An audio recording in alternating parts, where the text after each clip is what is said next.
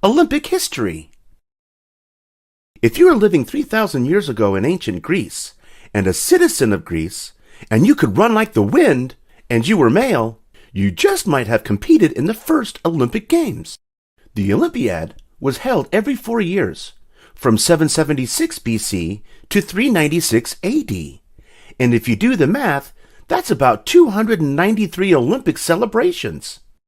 For the first 13 Olympic festivals, the only event was a 200-meter sprint.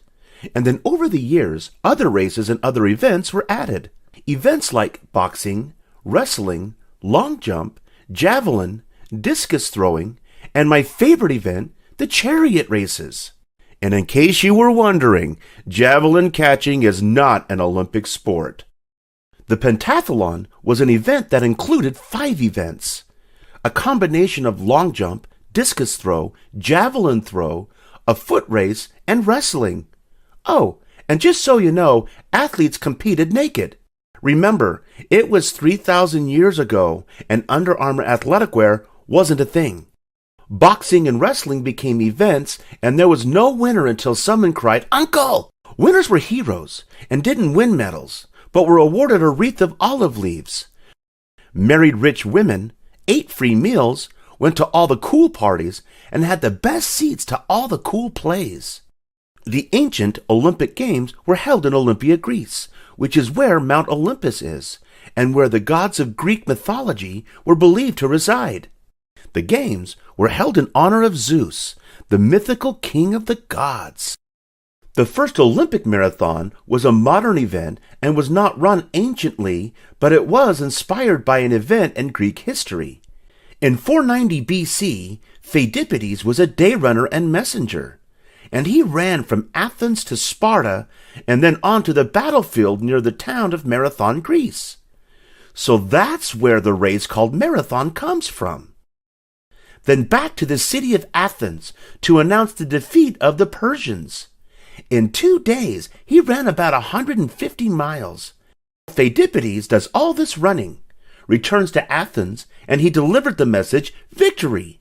And with that, Pheidippides killed over dead. Yeah, he probably should have trained better.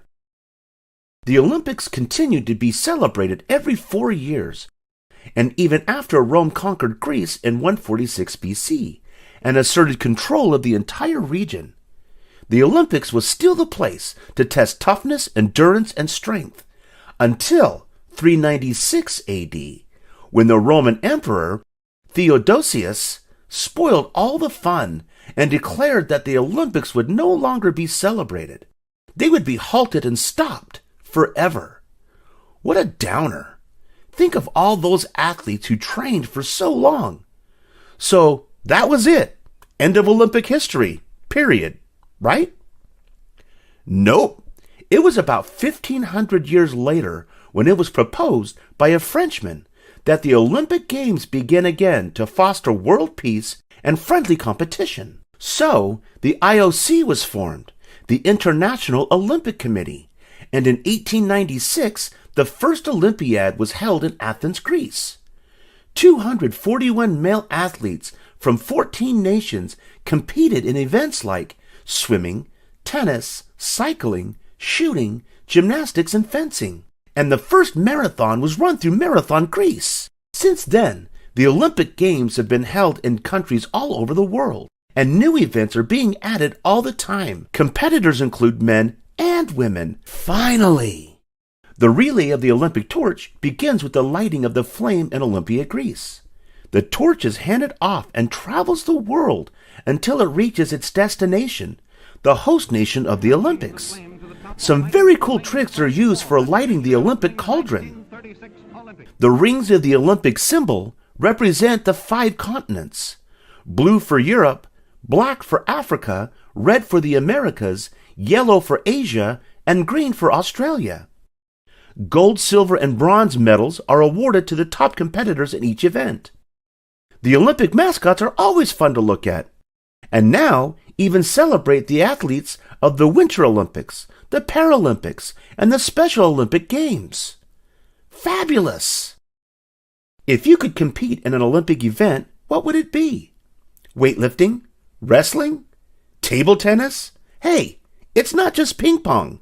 How about breakdancing? The Olympic Games are an achievement of what the world can do together to foster peace through sport. There are winners and losers, but we celebrate all the competitors. So, what are you waiting for? Start training! Now would be a good time to check out the Clarendon Learning Activity pages.